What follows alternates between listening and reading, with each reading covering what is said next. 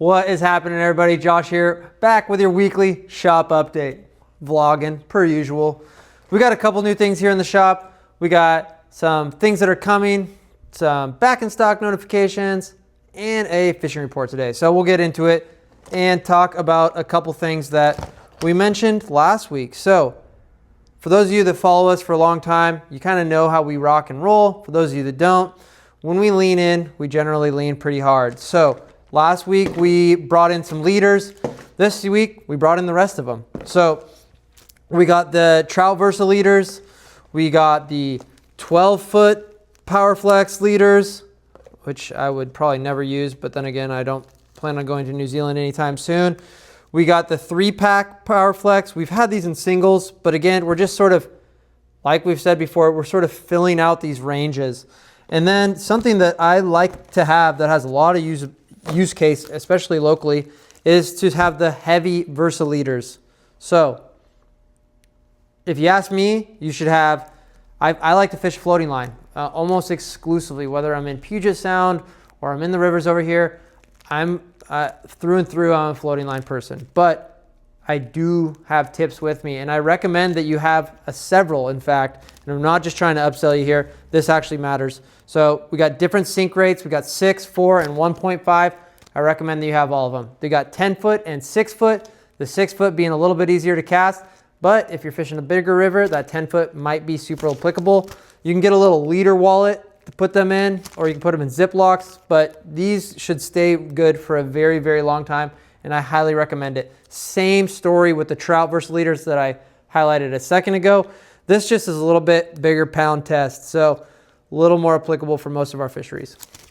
That really does it in terms of new products, but we got a shipment from Hairline this week. We got a shipment from Nature Spirit this week. We got a shipment from Rainey's this week.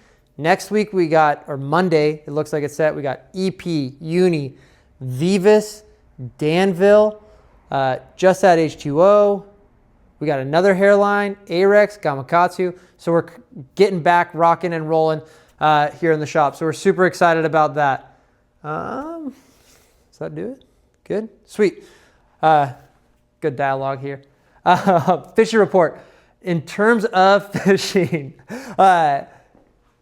it's going to be really hard this weekend if you're planning on coming to the coast. Pete and I fished last Saturday. It was a lot of fun, but it was super challenging.